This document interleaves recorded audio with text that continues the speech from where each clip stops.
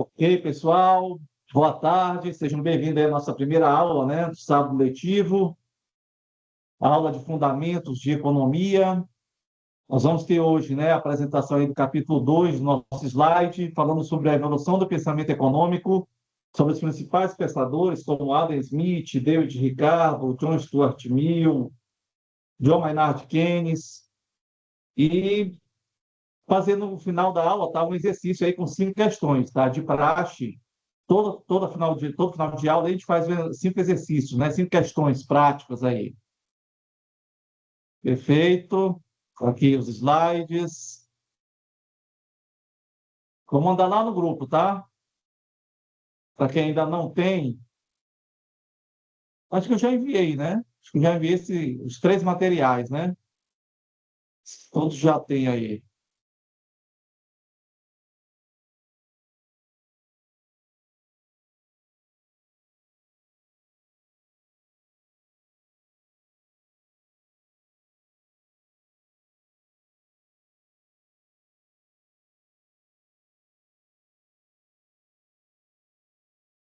Então podemos começar, né, pessoal?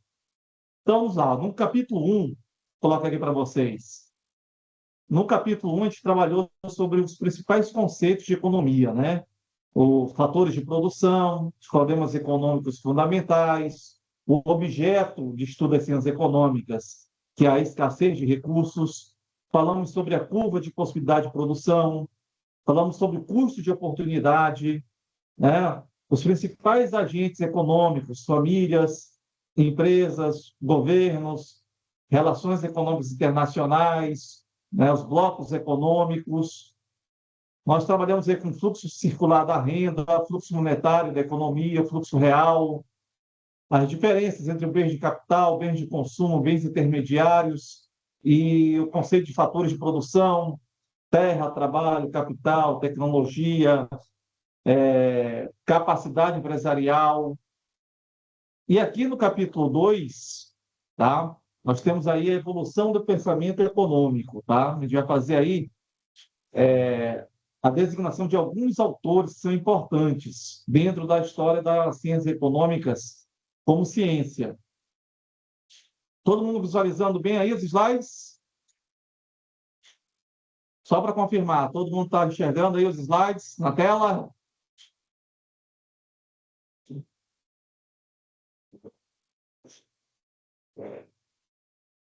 Então, tranquilo, vamos lá.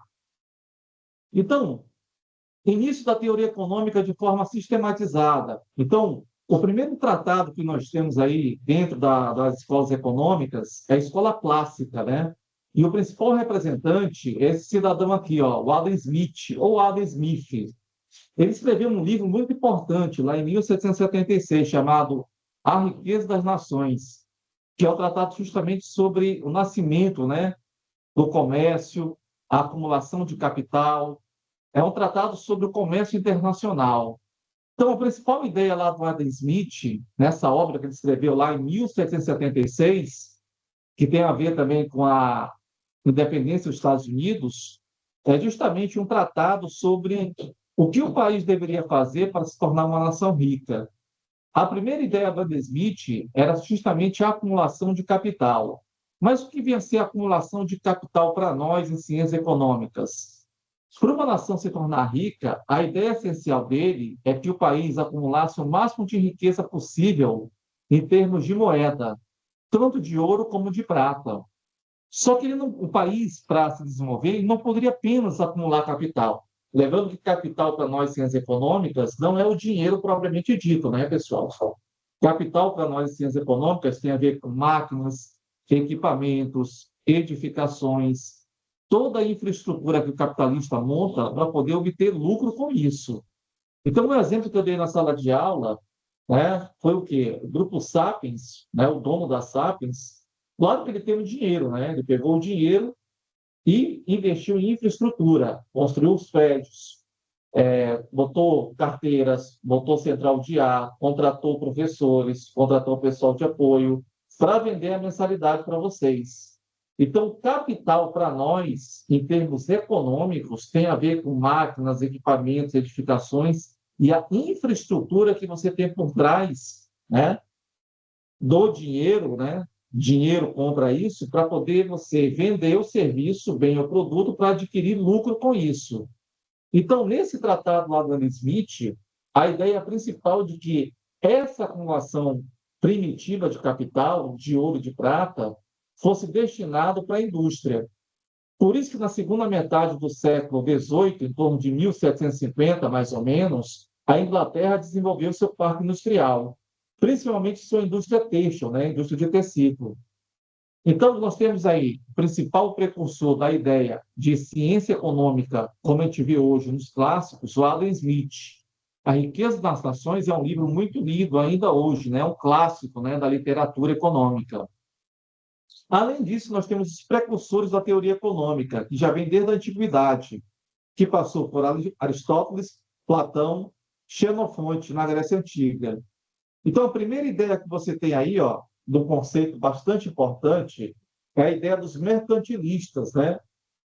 Que nasceu no século XVI, nascendo assim a primeira escola econômica voltada para a acumulação de riquezas de uma nação. Então, os mercantilistas, né, eles tinham a ideia de quê? De que o comércio era um fator essencial para você o quê? Alavancar uma sociedade. Então, até citei duas cidades, né, que nós tínhamos na Idade Média, as cidades italianas de Gênova e Veneza, que onde o comércio se desenvolveu. Então, os mercantilistas naquela época, né, as pessoas que faziam comércio, o nascimento da burguesia e da burguesia industrial, se deu a partir dos mercantilistas. Além dos mercantilistas, nós tínhamos uma outra escola, tá? Que era os dos fisiocratas. Na hora que a gente conversou lá sobre os fatores de produção, né? Os fatores de produção, terra, capital, tecnologia, mão de obra e capacidade empresarial, o pessoal que acredita que o principal fator de produção é a terra, lembra da remuneração, né? O fator de produção terra, a gente pode arrendar a terra, pode alugar essa terra para obter lucro. Então, essa escola que nasceu lá no século XVIII, né, que foi o maior representante desse, foi um cara chamado François Quesnel. Para a ideia do François Quesnel, o principal fator de produção, aquele que é o mais importante dentre os fatores de produção, que é capaz de realmente gerar riqueza, é a terra. Porque com a terra você pode plantar, você pode desenvolver culturas, você pode arrendar, você pode alugar. Então, até hoje, se a gente fizer a pergunta, né, será que ainda existe hoje fisiocratas? Claro que existe. Né? Os grandes latifundiários, as grandes empresas que fazem plantation, né, um tipo de monocultura, eles acreditam que a terra ainda é um principal fator de produção. Então, na hora que você tem o seu amigo aí fazendeiro, dono de sítio, e que gosta de comprar terra, comprar sítio, comprar chácara, ele não deixa de ser um fisiocrata, tá? Porque para essas pessoas, para eles ainda consideram que a terra ainda é um dos principais fatores de produção. Ou seja, aquele fator de produção que é essencial, dentre os outros, para gerar riqueza em uma sociedade. Tranquilo? Então, nós temos aí, né, nascimento do mercantilismo, passando pelo fisiocracismo, e o livro, né, básico aí do Adam Smith, A Riqueza das Nações, que é um tratado sobre o comércio internacional. Vamos lá, vamos para o próximo slide aí. Então, os clássicos, vamos falar um pouco aí sobre o Adam Smith. O Adam Smith, tá, pessoal, ele é um escritor escocês, tá?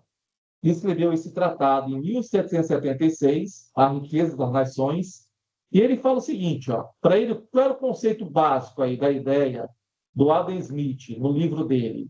O mercado é como que guiado por uma mão invisível, a partir da livre iniciativa do trabalho humano, levando em conta a produtividade e a proteção, a proteção à sociedade. Vamos lá, vamos testar as ideias essenciais do Adam Smith. Primeiro, o Adam Smith, ele acreditava na mão invisível do mercado. O que é a mão invisível do mercado? O que significa esse conceito? A mão invisível do mercado diz que, se o governo não atrapalhar a livre iniciativa das pessoas, ou seja, as pessoas têm a liberdade de escolher o que elas desejam fazer. Elas podem escolher os empregos que elas querem atuar, né? Os empresários podem atuar nas mais diversas áreas, indústria têxtil, indústria metalúrgica, indústria de serviços. Então, essa liberdade econômica, segundo o Adam Smith, é essencial para o desenvolvimento de uma sociedade. Quanto mais liberdade econômica você tiver em uma sociedade, melhor e mais desenvolvida será essa sociedade. Então, esse termo que você vê aqui de laissez-faire, na tradução livre, né, do francês, seria deixe fazer, deixe acontecer. O que é esse deixe fazer, deixe acontecer? Se as pessoas sabem muito bem quais são as demandas reprimidas que têm que ser satisfeitas, e as pessoas têm a livre iniciativa de colocar os seus negócios no que elas mais desejam atuar, sem a interferência estatal para atrapalhar, esse deixe fazer, deixe acontecer é muito benéfico para toda a sociedade. Quanto mais liberdade econômica você tiver para que as pessoas interajam no mercado de demanda e oferta, vamos lembrar, né? Vamos lembrar aqui, os principais agentes econômicos que nós temos na sociedade, principal são as famílias que demandam todos os tipos de bens, produtos e serviços. Nós temos as empresas que vão ofertar esses bens, produtos e serviços para satisfazer as demandas reprimidas das famílias. E o governo, né? Ele atua como um agente regulador. Como assim o regulador? Se você não for, no caso, extremamente liberal, onde você coloca que o governo só faz atrapalhar, então o governo, às vezes, é um mal necessário. Por que às vezes é um mal necessário? Porque o governo ele precisa regular, né, as inter-relações entre as empresas e as famílias. Um exemplo é o seguinte, um sindicato. Vamos pensar aqui lá no século XVII, né? Lá no nascimento da Revolução Industrial. As pessoas trabalhavam 18 horas por dia, né? Era normal crianças, idosos, mulheres trabalharem mais do que o exigido. Então, com o desenvolvimento da sociedade, surgiram os sindicatos. E o governo era o agente regulador, que começou a estabelecer regras mínimas de higiene no trabalho, tempo mínimo de trabalho semanais, horas de descanso para o trabalhador. Então, o governo, como agente regulador, ele nasce apenas para regular certas situações em que há necessidade do governo estabelecer o mínimo necessário para que não haja extrapolação, nem de um lado, nem de outro. Só que se a gente vê pela vertente contrária, quando o governo excede esse poder, né, de apenas ser um regulador e começa a aumentar tributos, a fazer uma política fiscal em que onera tanto as empresas como os trabalhadores, em vez de o governo ser algo bom, passa a ser algo nocivo para a sociedade, algo ruim. Então, a ideia do Adam Smith era a seguinte: quanto menos interferência do Estado, melhor seria para a sociedade. Por quê? Quanto menor essa interferência, mais as pessoas demandariam bens, serviços e produtos, e as empresas teriam maior liberdade de ofertar bens, produtos e serviços sem uma regulamentação ampla, né? Ou irrestrita do governo. Então, a ideia é o seguinte: a ideia do Smith pregava o livre mercado, né?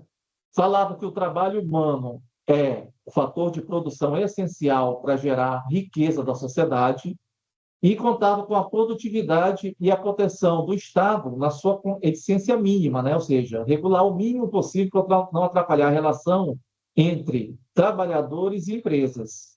Depois do David Ricardo, estão nos clássicos ainda, tá? Surgiu um outro autor, tá? Chamado de David Ricardo. Se a gente pegar aí os livros de economia, esses dois autores são essenciais, tá? O Adam Smith, com a teoria aí do livre mercado, na riqueza das nações, e o David Ricardo. Então, o que eu falava do David Ricardo? Lá nos primórdios lá da teoria econômica, da ciência econômica, como ciência. Todos os custos se reduzem a custos de trabalho e mostra como a acumulação de capital, acompanhada de aumentos populacionais, provoca uma elevação da renda. O David Ricardo desenvolveu estudos sobre o comércio internacional e a teoria das vantagens comparativas.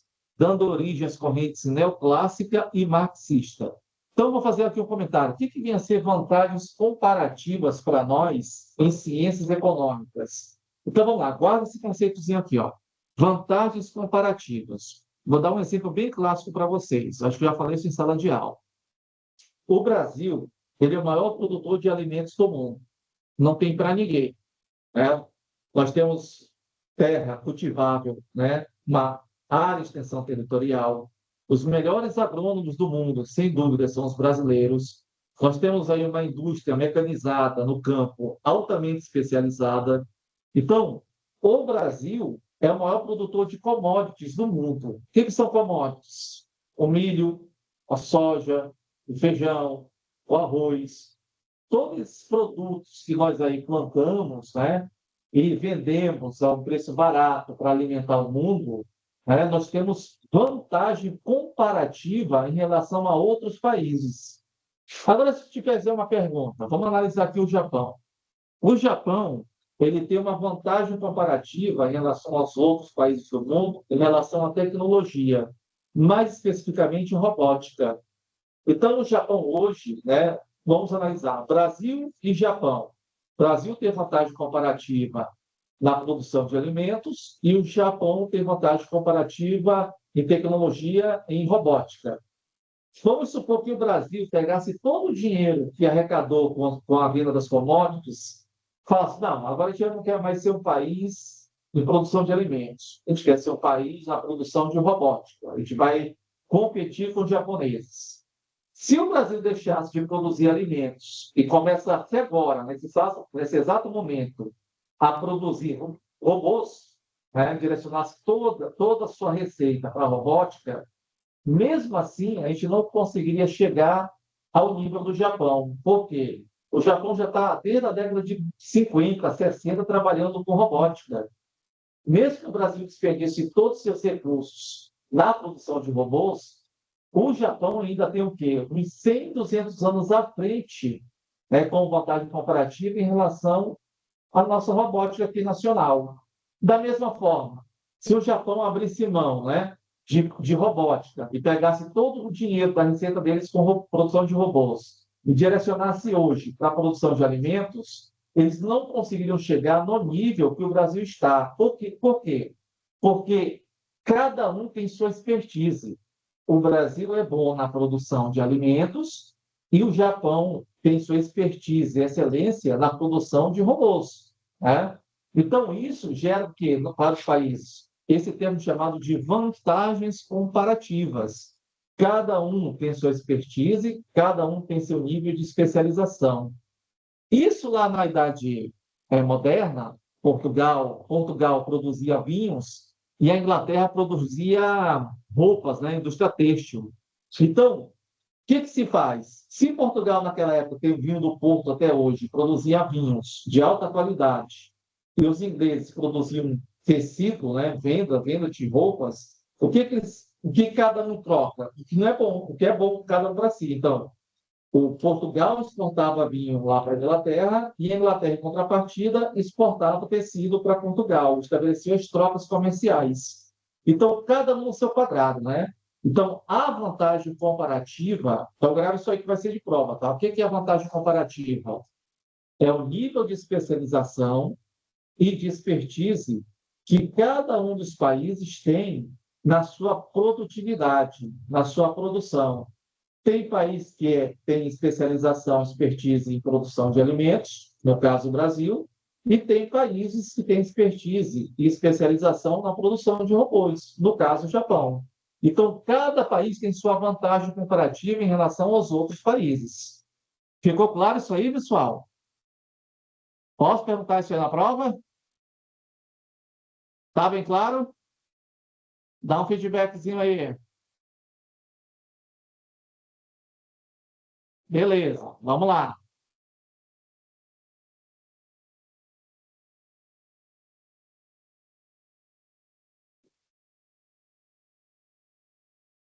Estou vendo aqui, Thalita digitar. Se quiserem fazer qualquer pergunta, podem fazer, tá, pessoal? Qualquer pergunta, qualquer dúvida aí, pode parar e me perguntar aí que eu paro um pouquinho para vocês. Beleza, vamos lá, vamos continuar aí. Vamos para o terceiro autor? Tá aqui, ó. Depois do Adam Smith e do David Ricardo, nós temos o John Stuart Mill. Então, o que o John Stuart Mill, mais o economista, falar? Né? O pensamento, é o conceito das ideias do John Stuart Mill. Ele é o sintetizador do clássico, consolidando o que foi exposto anteriormente e avançando ao incorporar elementos institucionais, ao definir melhor restrições, vantagens e funcionamento de economia de mercado. Então, olha só, o John Stuart Mill ele só veio o quê? A fortalecer o que o Adam Smith e o que David Ricardo falaram nas suas obras anteriores. Só que, para o John Stuart Mill, ele sintetizou esse pensamento, né, definindo elementos institucionais. Então, o que o John Stuart Mill acrescentou ao pensamento de Adam Smith e David Ricardo? Ele falou que era necessário a atuação de algumas regulações para melhor interagir pessoas, famílias e empresas. Então, as relações institucionais eram essencial na ideia de John Stuart Mill, ou seja, lá na ideia do Adam Smith e do David Ricardo, quanto menor o Estado, melhor a sociedade iria funcionar. Já o John Stuart Mill, né, falou, não, para funcionar melhor, há que ter uma intervenção maior do Estado, né, para justamente controlar as relações econômicas entre os agentes econômicos. Então, o papel institucional, né, do governo foi fundamental aqui na ideia do John Stuart Mill. Apesar dele concordar com as ideias iniciais do Adam Smith e do David Ricardo, o John Stuart Mill estabeleceu que o papel do governo não deveria ser tão restrito assim, e que os papéis institucionais do poder judiciário, legislativo, executivo ou do próprio rei deveria ser essencial para fortalecer as relações econômicas entre os agentes econômicos. Beleza? Vamos lá, então, depois de Adam Smith, David Ricardo, John Stuart Mill, nós temos um outro pensador chamado de Jean-Baptiste Say. O Jean-Baptiste Say era um francês, tá? Essa lei do Jean-Baptiste Say, que é a lei de Say, ela prevaleceu por mais de 300 anos. O que explicava a lei de Say? Vou resumir aqui a lei dele. Toda produção gera sua própria demanda, né? Essa é a lei lá do Jean-Baptiste Say. Mas por que essa lei é falha? Vou fazer a interpretação aqui, ó. Se você produzir 200 pares de sapatos, sem planejamento estratégico, você só produz, você é um empresário. Se você produz 200 pares de sapato e você não fez um estudo de mercado, você não avaliou se você tem mercado consumidor, se as pessoas demandam o tipo de sapato que você produz, não é? E essa produção de 200 pares fica estocado e você não consegue vender, na ideia de de Jean-Baptiste Say, isso é apenas uma falha básica de mercado. Então, ele não conseguia enxergar que, se você produz em excesso, possa ser que você não consiga vender todos os produtos que você produziu. Então, essa teoria do Jean-Baptiste Say, de que toda oferta cria sua própria demanda, caiu por água abaixo quando surgiu o livro do John Maynard Keynes. Então, Keynes, né, destruiu a teoria do Jean-Baptiste Say de que toda oferta cria sua própria demanda. Por quê? Se você produz em excesso, sem um estudo de mercado, nem sem avaliar o mercado, sem avaliar se tem mercado consumidor, possa ser que o negócio, o segmento que você entrou, não tenha mercado para isso. Então, essa ideia aí do Jean-Baptiste Say, que subordinou o problema das trocas de mercadoria à sua produção e foi popularizada como a lei de Say, onde a oferta cria sua própria demanda ou sua própria procura, é uma lei falha. Então, por que o John Maynard Keynes, no livro que ele escreveu em 1936, destruiu praticamente essa teoria? Porque o Keynes viu que existe as crises de superprodução no capitalismo. O que é as crises cíclicas do capitalismo de superprodução? Às vezes, né, uma empresa ela produz mais do que o mercado, do que as pessoas demandam. Se esse empresário, se essa empresa produz mais do que a demanda da sociedade, vai existir estoque. E esse estoque vai gerar prejuízo, tanto de armazenamento, como de não venda desse produto à sociedade. Então, o Keynes falou o seguinte: olha, essa lei de Sé aí, do Jean-Baptiste Sé, é furada, porque o capitalismo existem as crises de superprodução. Às vezes, uma empresa produz tanto de um bem que ela não consegue vender todo esse tipo de mercadoria, ou porque os gostos ou preferências já mudaram, ou porque esse produto já se tornou obsoleto. Então, com a ideia de Keynes, vamos lá, o Keynes escreveu um livro importante lá na década de 30, mais precisamente em 1936. É um livro clássico também, chamado A Teoria Geral do Juro, do Emprego e da Moeda. Esse livro que o John Maynard Keynes escreveu, tá? Keynes, a gente vai ver aqui depois, aqui no slide, as principais teorias do Keynes. Mas a principal teoria do Keynes era a seguinte, ó. Quando você tem uma recessão econômica, o que é recessão econômica? As pessoas não têm dinheiro suficiente para adquirir os bens que elas querem, há uma inflação alta, né, na sociedade, as pessoas têm um nível de renda inferior aos preços dos produtos. Então, a recessão econômica acaba por diminuir o poder aquisitivo das pessoas. Só que tem uma situação pior do que a recessão econômica.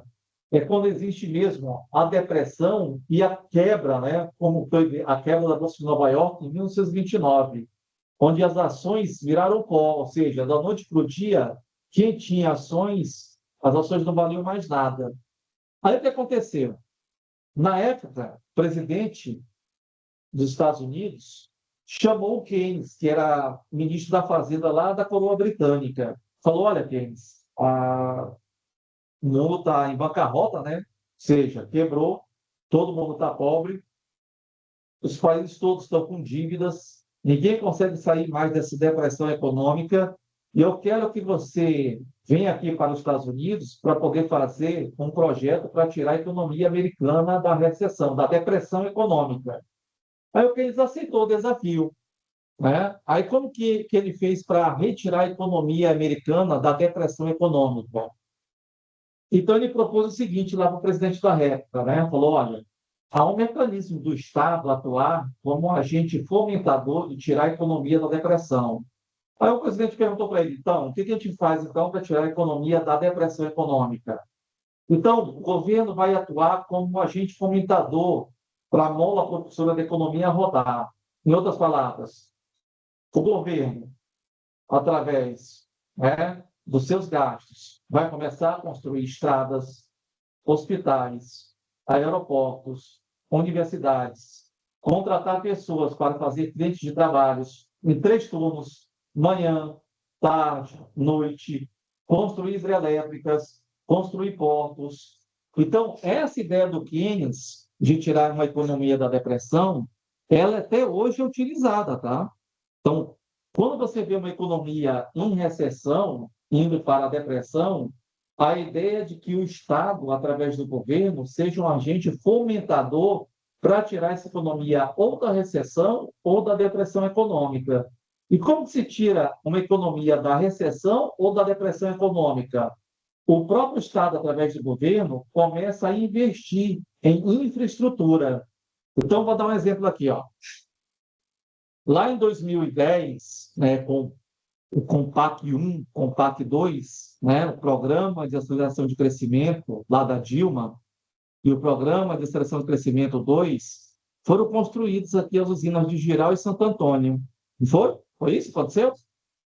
Então, o próprio Estado brasileiro, ele investiu na construção de duas hidrelétricas aqui, região amazônica, Estado de Rondônia, investiu 10 bilhões de reais para a construção das usinas. O que aconteceu com investimentos? Muita gente que estava, vou dizer aqui, muita gente que estava no Nordeste desempregada, vinha para cá para servir de mão de obra para construir as duas usinas hidrelétricas. Então, nesse período de 2010, a gente vê a presença forte de um pensamento que foi trazido do Keynes, né? O Estado como agente fomentador e desenvolvedor da economia regional e nacional. Então, toda vez que você observar aí o Estado, né, atuando através do governo para tirar uma economia nacional da recessão, da depressão econômica, a tendência é que o Estado comece a ser o fomentador de geração de empregos na sociedade. E como que ele gera empregos?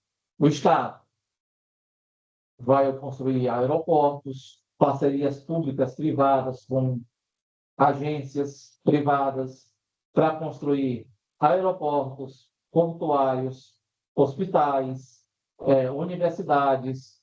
Então, o agente econômico, o Estado, através do governo, ele vai começar a gastar dinheiro para poder o quê? Fazer frentes de trabalho, construir estradas, reformar BRs. Então, tudo isso é uma ideia que não é nova, tá, pessoal? Isso já foi escrito na década de 30, lá em 36, com John Maynard Keynes, com um livro básico, tá? Um livro de economia que todo mundo lê esse livro, A Teoria Geral do Juro, do Emprego e da Moeda, que é um tratado macroeconômico, tá?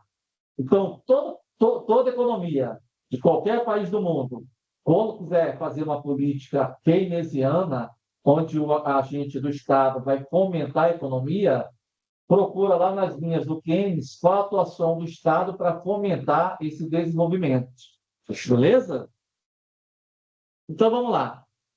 Outro autor importante aí, o Thomas Malthus. Thomas Malthus ele sistematizou uma teoria geral sobre a população, assinalando que o crescimento da população dependia da oferta de alimentos, dando apoio à teoria dos salários de subsistência e levantando o problema do excesso populacional. Então, vou resumir aqui a ideia do Thomas Malthus.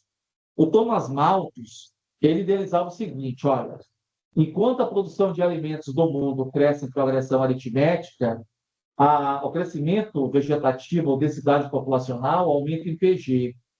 Então, a ideia do Thomas Malthus, ele era considerado um cara muito pessimista.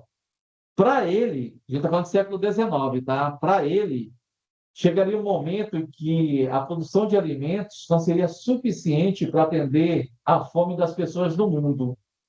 Então, qual foi o erro grave que ele cometeu aqui dentro da teoria econômica? Ele não contava com o avanço das tecnologias, né?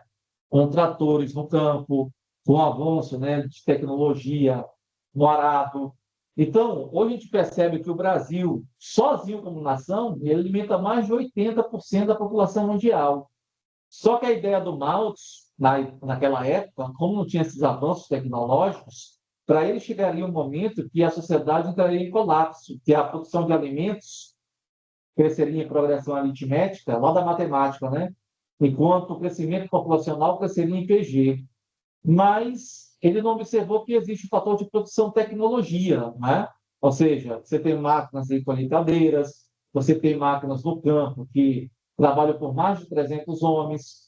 Então, nós temos uma vasta área de terra aqui no Brasil para se plantar, para se cultivar, pecuária. Então, o erro do Malthus foi justamente não avaliar naquela época que o fator de tecnologia podia mudar a situação. Então, hoje tem um exemplo do Brasil, né? Alimenta quase todo mundo, um único país, né? Então, vamos lá. Então, a gente falou aí sobre... grava aí, o Thomas Malthus, né? Jean-Baptiste Say, que foi uma lei em que toda a produção cria sua própria demanda, que foi suprimida por Keynes. Nós temos aí o John Stuart Mill, o David Ricardo e o Adam Smith. Tá? E aqui nós temos aqui a teoria keynesiana. Ó. Vamos lá para Keynes de novo. Keynes é um cara muito importante para nós dentro das ciências econômicas. Por que ele é muito importante? Porque até hoje, tá? Até hoje, é utilizado muito das ideias de Keynes para você fomentar a economia quando ela está em recessão ou depressão econômica. Claro que hoje, tá? A gente dá outro nome, né? A gente não fala teoria keynesiana propriamente dita, a gente fala desenvolvimentistas. Então, quem são os desenvolvimentistas hoje? Os desenvolvimentistas hoje é o pessoal que pegou as ideias lá do Keynes e tenta fomentar o desenvolvimento através do Estado, né? Utilizando o governo para fazer gastos para poder alavancar a sociedade e tirar ela da recessão. De que forma? Vamos lembrar de que forma a gente faz isso? Construção de estradas, aeroportos, hospitais, universidades, reforma de BRs, construção de casas populares, Minha Casa Minha Vida. Todas essas ações são ideias lá do Keynes, a de 36, tá? Que até hoje prevalecem aí, né? Para você poder tirar a economia da recessão. Então, o que diz a teoria keynesiana? A teoria keynesiana diz o seguinte, ó, Teoria Geral do Emprego, dos Juros e da Moeda. É o nome do livro que ele escreveu lá em 1936. O teórico vive na época da Grande Depressão. Então, Keynes viveu lá na época da Depressão, lá na quebra da Bolsa de Nova York, em 1929. Só uma pergunta para vocês. Aquela quebra da Bolsa de Nova York em 29 não afetou só os Estados Unidos, não foi restrito aos Estados Unidos. Isso afetou todos os países do mundo, inclusive o Brasil. O Brasil, naquela época, era o maior produtor de café do mundo. Ainda é, né? Um dos maiores produtores. Mas ele era o primeiro, sem dúvida. Então, o que aconteceu com o preço do café naquela época, no mercado internacional? O preço baixou muito, né? O café brasileiro, né, não tinha preço competitivo no mercado. Então, o que os produtores locais aqui do Brasil fizeram, lá os paulistas, eles queimaram grande parte da safra, reduziram a quantidade de café a ser ofertada, e com isso o preço do café conseguiu seu preço mínimo no mercado. Então, o pessoal aqui foi esperto, né? Se você restringe a oferta de um produto, queimaram, né? Queimaram mesmo, queimaram grande parte do estoque para diminuir a quantidade para vender um preço que fosse competitivo. Então, isso tirou o Brasil um pouco da situação de crise, mas não resolveu. O que resolveu, de fato, foi a ideia keynesiana. O que a ideia keynesiana prega? Você fazer gastos, construir aeroportos, hospitais, escolas, universidades, portos. Então, aqui já diz, ó, e constrói uma teoria que acredita na crise como problema temporário, mostrando combinações de políticas econômicas e soluções para a recessão, nível de produção nacional, demanda agregada ou efetiva, fim do laissez-faire. Por que o Keynes pregava o fim do laissez-faire? Deixa fazer, deixa acontecer. Porque como o Adam Smith e o David Ricardo pregavam o livre mercado, a livre iniciativa e a menor atuação possível do Estado sobre a economia, agora o Keynes pregava ao contrário. Olha, para a gente tirar a economia da recessão, da depressão, tem que ser justamente o contrário. O Estado tem que intervir diretamente na economia. Então, vocês podem observar o seguinte, ó, quando você fala de escolas econômicas, é muito semelhante a times de futebol. Por que a gente faz esse comparativo? Mesma coisa que palmeirense e corintiano, né? Palmeirense e corintiano fanático, cada um vai defender o seu time, né, de forma forte, né? Então, na Prada Smith e David Ricardo, quanto menor fosse a intervenção do Estado, melhor seria para a sociedade. Já agora, para quem acredita na teoria keynesiana, quem é keynesiano de fato e segue as ideias do Keynes, agora deixa que o laissez-faire é algo ruim, ou seja, a, né, o Estado tem que intervir diretamente na economia para tirar a economia da depressão ou da recessão econômica. Então, se você perguntar hoje, né, existem ainda pessoas que defendem o keynesianismo? Sim, é semelhante a time de futebol. Então, tem o pessoal que é keynesiano e o pessoal que é da teoria lá clássica do David Ricardo e do Adam Smith. Então, é semelhante muito a time de futebol. Isso se reflete também na academia, tá? Quando eu falo na academia, são nas universidades. Então, nas universidades aí, né? Princeton, Harvard, Oxford, até nas federais. Cada universidade vai ter um determinado time que ele vai escolher. Alguns vão ser mais liberais, outros vão ser mais keynesianos, outros vão ser mais desenvolvimentistas, outros vão ser meio termo. Então, isso vai depender de universidade, de academia para academia. É muito semelhante. Aí o pessoal pensa, não, mas isso acontece, essas brigas ferrenhas dentro da universidade, sim. Acontecem brigas mesmo, briga política, né, dentro das universidades, né, cada um defendendo o seu modelo econômico. Isso é muito natural. Tranquilo? Então, vamos lá. Então, o que mais o Keynes pregava? Monetarismo privilegia o controle da moeda, uso de políticas fiscais e certo grau de intervenção do Estado na economia. Então, para os keynesianos, existia política fiscal. O que é política fiscal para nós? Então, vou dar um exemplo aqui. Ó.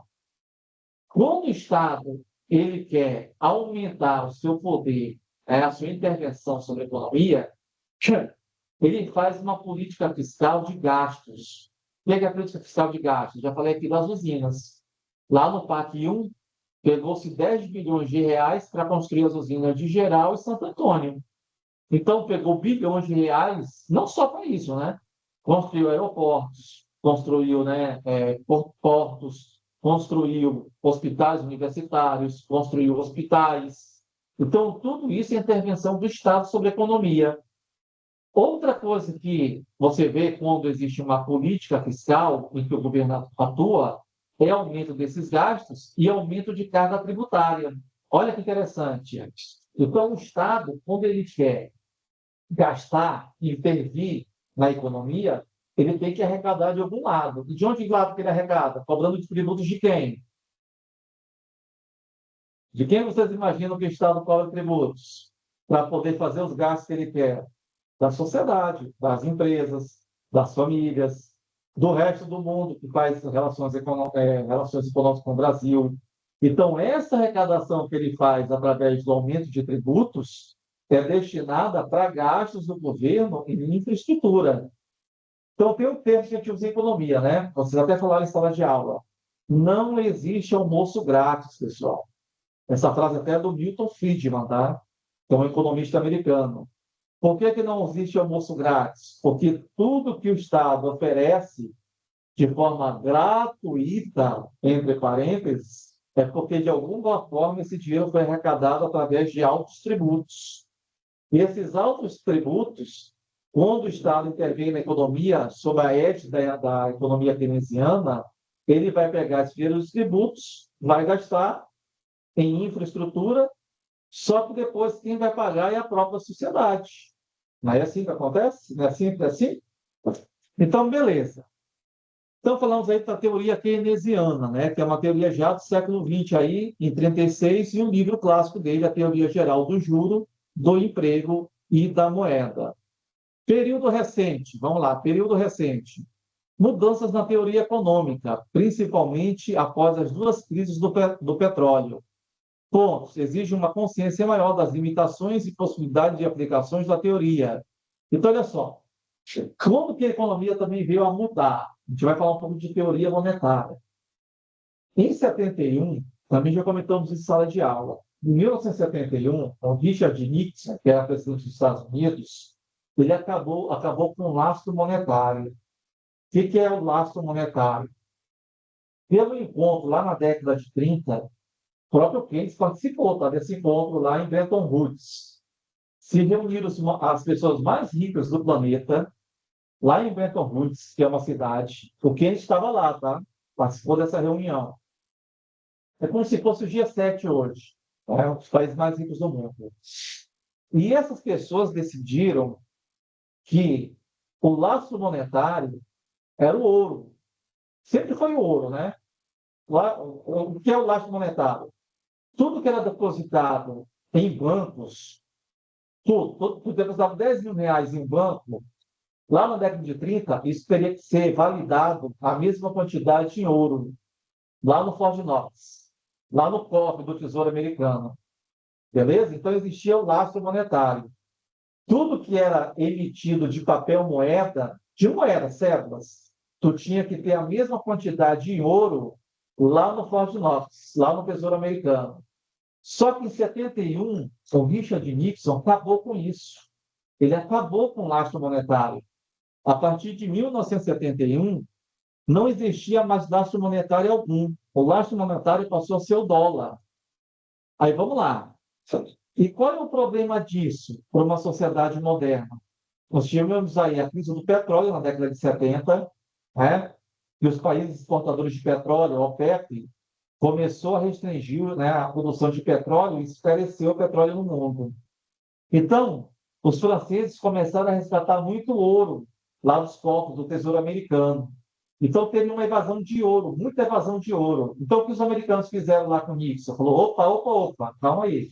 Se todos os países do mundo começarem a tirar ouro, vai faltar ouro aqui para a gente. Então, nós somos a nação mais rica do mundo, a gente não pode deixar isso acontecer. Então, por decreto, o Nixon acabou com o lastro monetário. O que é o lastro monetário? Tudo que você tinha depósito em dinheiro nos bancos, que antes tinha que ter a mesma quantidade de ouro, acabou. Então, o próprio dólar começou ser o próprio lastro. O que isso quer dizer? Que não existe mais nada de real na economia. Tudo que é emitido hoje de papel moeda, não existe mais lastro monetário físico, real.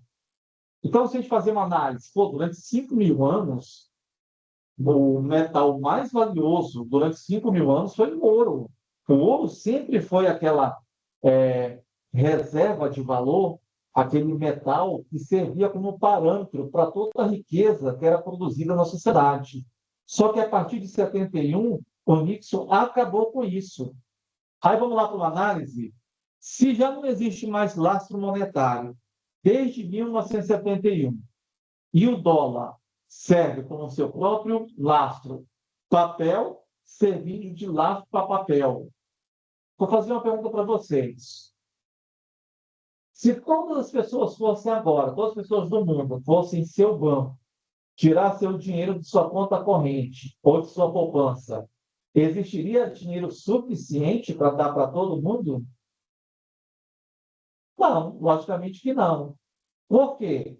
Porque não existe mais lastro monetário. Os bancos centrais do mundo, eles emitem mais papel, muito mais papel, papel infinito. Esse papel infinito que eles imprimem para pagar dívidas, quais são as dívidas?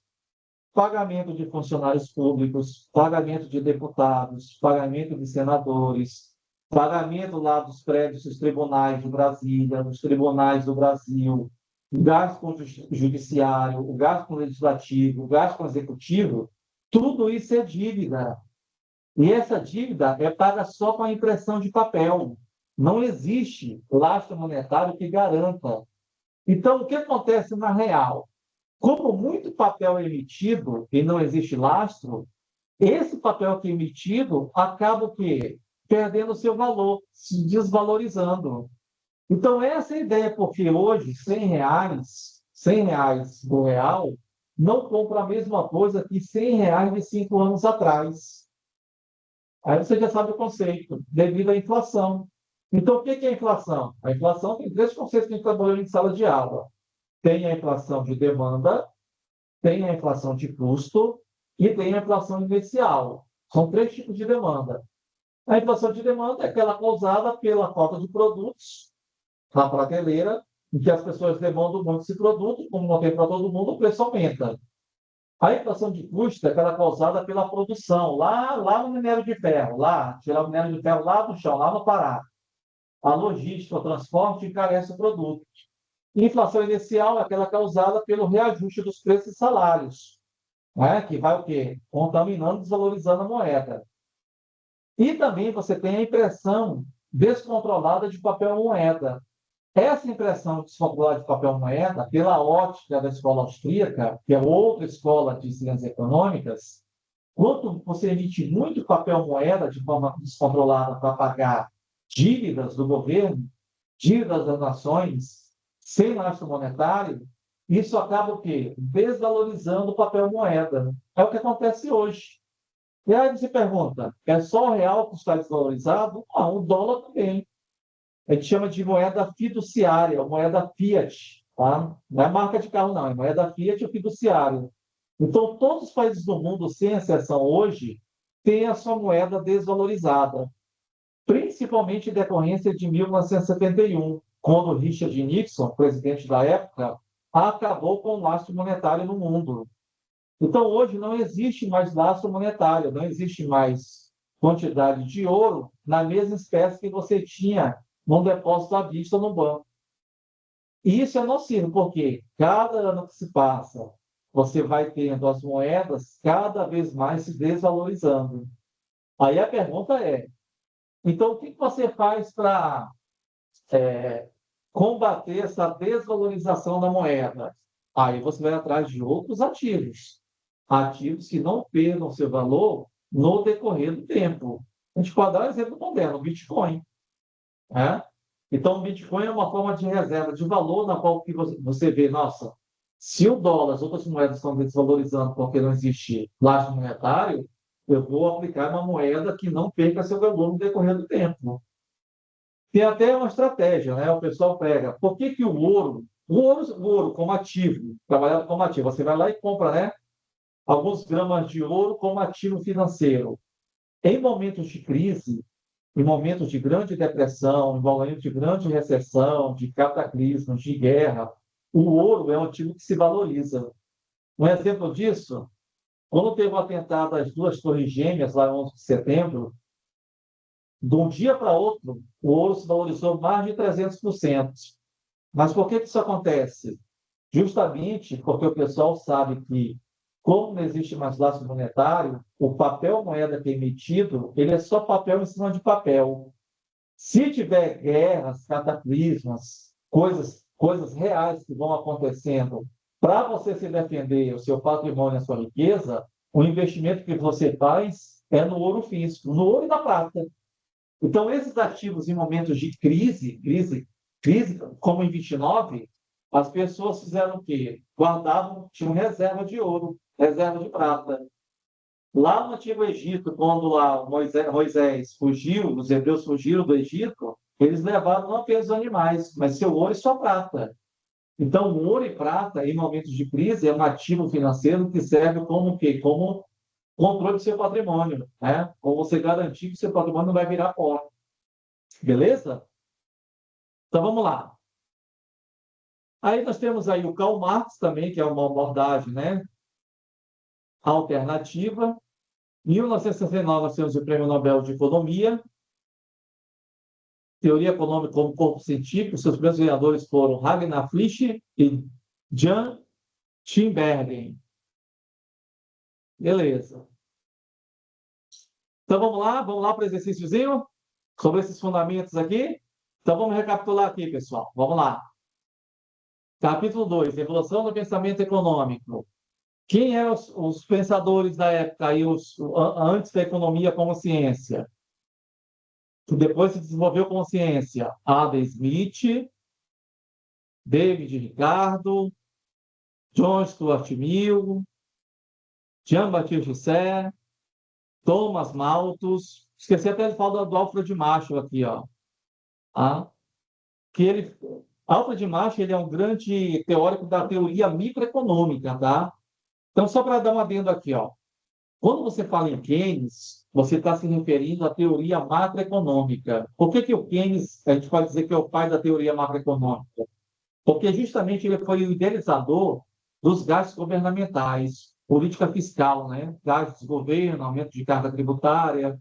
Então, essa ideia de intervir na economia é um tratado macroeconômico. Lembra lá do conceito de macroeconomia? A macroeconomia é a parte da teoria econômica que estuda as principais variáveis econômicas agregadas. Então, quando você fala tudo em nível agregado, eu quero estudar o nível de desemprego nacional, macroeconomia. Eu quero estudar o desenvolvimento nacional, macroeconomia. Eu quero estudar o produto interno bruto de um país, quantidade de riquezas que é produzida no período de um ano, macroeconomia. Eu quero estudar a renda per capita de uma nação, quanto que cada brasileiro ganha de renda, macroeconomia. Então, quando você fala em macroeconomia, isso é reportado ao Keynes. Quando você fala em microeconomia, vou dar o conceito de microeconomia de novo para te lembrar. Microeconomia é a parte da teoria econômica que estuda o comportamento individuais do consumidor de forma individualizada. Então, você vai ao supermercado. Vamos lá relembrar isso aí. Você vai ao supermercado e vai fazer uma pesquisa sobre os itens da cesta básica. Você vai pesquisar o preço do arroz, o preço da carne, o preço da manteiga, o preço do feijão, o preço dos ovos, o preço do óleo. Vai lá e verifica os preços das carnes, o preço da carne bovina, o preço da carne suína, o preço da carne de peixe. Você, como consumidor, ao verificar os preços do supermercado e o teu nível de renda, isso já é objeto de estudo da microeconomia. Perfeito? Só que as duas teorias se complementam, tá, pessoal? Elas não são teorias independentes. A microeconomia e a macroeconomia são teorias complementares entre si. Lá, como assim se complementam? Tu só vai saber o índice de desemprego nacional se você souber o índice de desemprego de cada SIM estadual e municipal. Então, para você levantar um estudo, qual é o total de desempregados hoje no Brasil? Claro que é macroeconomia, né? Só que para você chegar nesse valor macroeconômico, total de desempregados no Brasil, você vai ter que ter o levantamento disso no Cine municipal, no Cine estadual, você vai aqui no Cine municipal de Porto Velho, vai depois no Cine do estado de Rondônia, no Cine estadual de Mato Grosso, pega esses dados, tabula e verifica o desemprego nacional. Então, um dos representantes da microeconomia é o Alfred Marshall, tá? Então, quando você fala em Alfred Marshall, ele é um dos principais representantes da teoria microeconômica. Por que ele é o principal representante? Porque ele tinha abordagem matemática, né? Ele tinha um monte de equações matemáticas que demonstravam, né, o ambiente do consumidor, o ambiente das empresas, a relação entre renda e consumo. Então, esses cálculos matemáticos que o Alfred Marshall utilizava eram mais pertencentes à microeconomia. Perfeito até aí? Enquanto as teorias desenvolvidas por Keynes são teorias pertinentes à macroeconomia. Tá? Até na minha formação, vou falar algo muito particular. Na minha formação de matemática e de economista, eu sou muito da escola do Alfred Marshall. Por quê? Porque na abordagem do Alfred Marshall, a gente utiliza muito da matemática para explicar os fenômenos que acontecem dentro do ambiente microeconômico. O preço dos produtos, a variação de preços, a tendência dos consumidores, o nível de renda, os gastos. Então, dentro da escola microeconômica, é uma abordagem que eu gosto muito particularmente. Por quê? Porque ali tem a matemática, né? Você consegue demonstrar. Então, falou em Alfred Marshall, você vai lembrar de teoria microeconômica. Falou de Keynes, você vai observar a teoria macroeconômica pertencente. Tranquilo? Podemos ir para os exercícios, pessoal? Podemos ir aí para os nossos exercícios? 5 questõezinhas? Dá um feedbackzinho aí. Beleza. Vai ser aí o exercício do capítulo 2. Tranquilo? Vou digitar aqui, ó. Deixa eu ver se eu acho aqui no nosso grupo. Lá no nosso grupo do WhatsApp, a gente vai lá em exercícios resolvidos. Deixa eu abrir aqui para vocês. Aqui, exercícios resolvidos. Eu mandei esse material para vocês, né? Mandei. Tá aqui, exercícios resolvidos.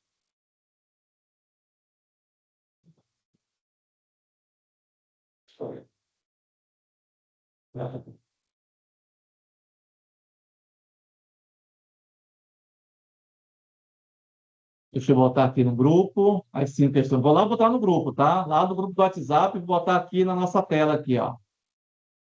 Então, deixa eu botar aqui. Primeira questão.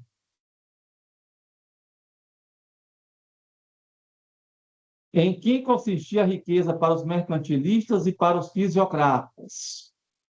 Tá? Deixa eu botar lá no nosso grupo do WhatsApp. Responder agora. Primeira questãozinha aí.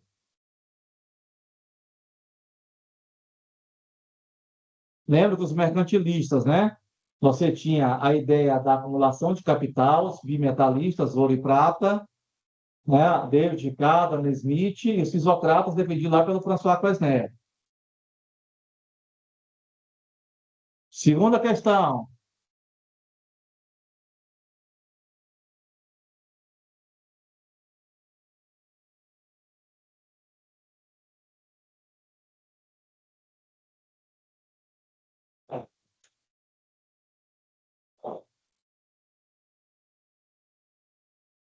Quem foi o mais destacado dos economistas clássicos? Quais são suas principais ideias? Aí você vai digitar aí, ó. Vai falar dos três. Adam Smith,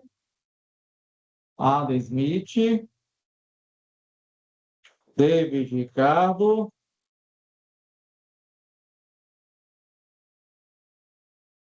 Principais, esses dois aqui, ó. Esse, envia para o meu e-mail, tá? carlos.jesus, arroba, gruposapiens.com.br. Botar aqui no grupo, botar no grupo também do WhatsApp, tá? Tá aqui. Terceira questão.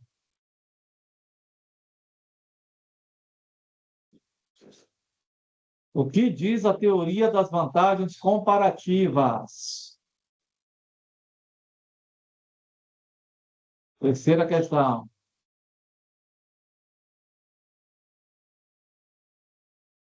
O que diz a teoria das vantagens comparativas? Aí cita exemplos, tá? No caso lá do Japão e do Brasil, né? Que eu falei, cada um tem sua expertise, seu nível de especialização.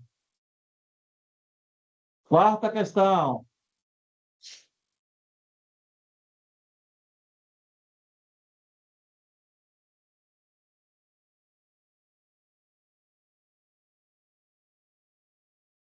Quarta questão.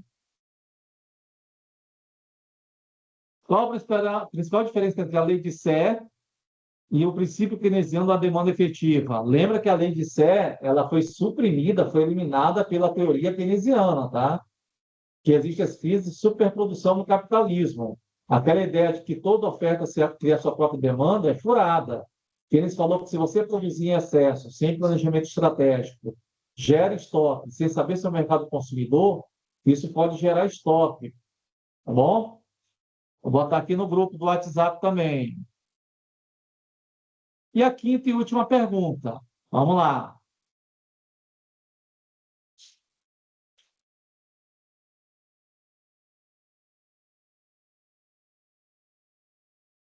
Explique,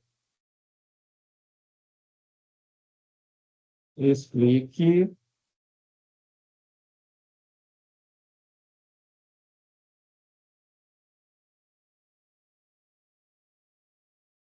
explique sucintamente as principais diferenças entre monetaristas, fiscalistas, pós-keynesianos, marxistas e institucionalistas. Beleza?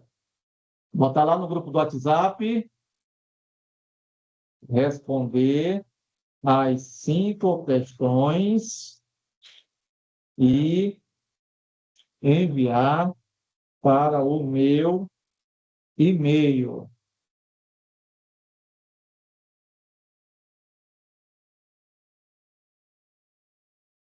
carlos.jesus@gruposapiens.com.br.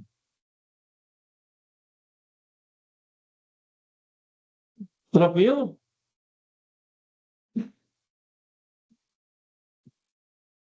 Responder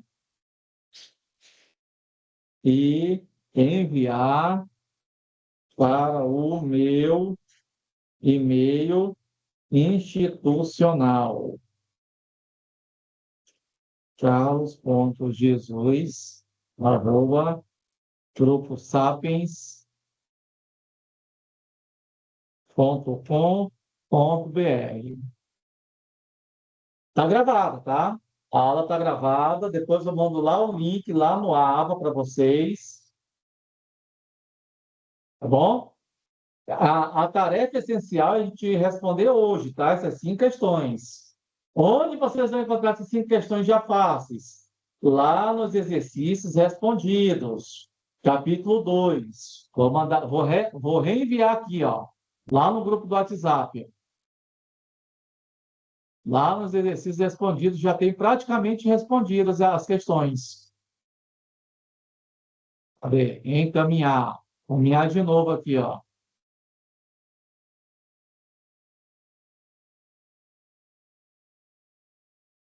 Olha aí. Mandei lá no grupo.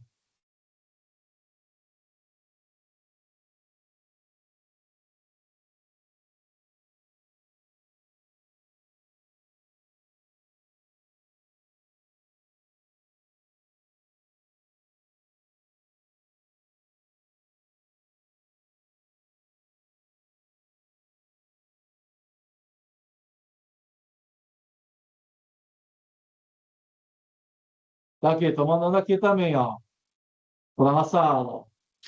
Beleza?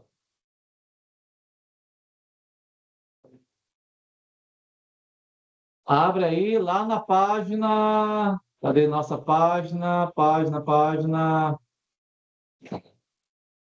É o capítulo 2, está na página 3. Página 3 e 4. Tá? Responda as questões e coloque seu nome, tá? Digita no Word, mas transforma em PDF, tá? Só vou botar aqui uma observação para ficar mais fácil de corrigir, ó. Deixa eu botar aqui.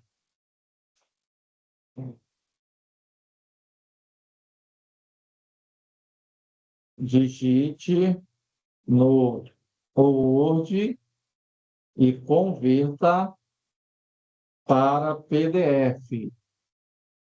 Converta para PDF.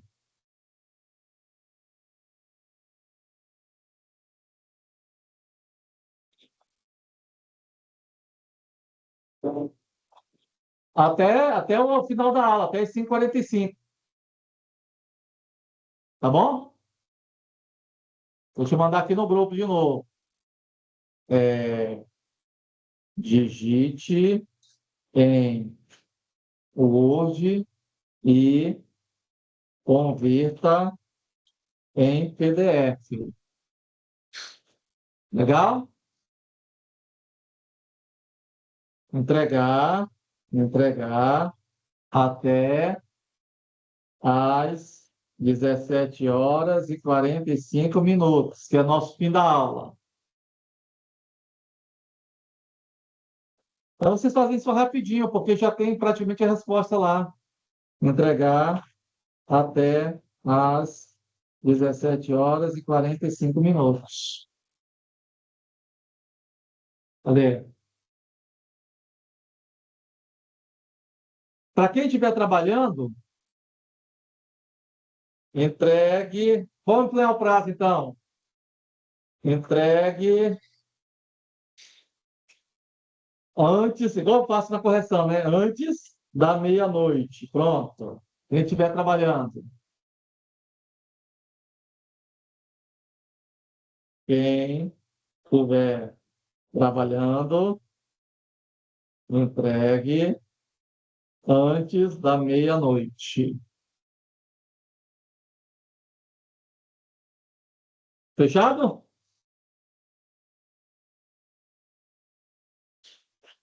Dá um feedbackzinho, galera. Fechado, então?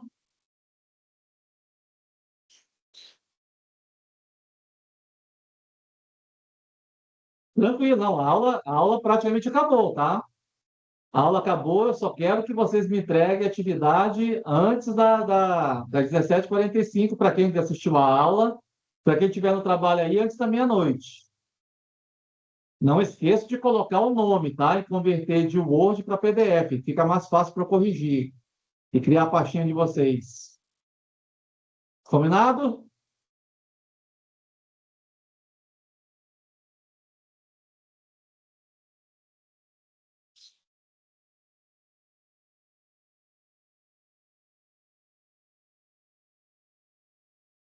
Então, beleza, pessoal. Bom final de semana. Beleza? Um ótimo domingo. Me entrega, não deixe de entregar a atividade, tá? Essa atividade apontando lá para os pontinhos de vocês. Bom, depois que eu finalizar aqui, eu vou deixar disponível ela gravada lá na plataforma AVA, tá? Mas o essencial é vocês me entregarem as 5 questões que a gente passou aqui no final da aula. Perfeito? Vou parar a gravação.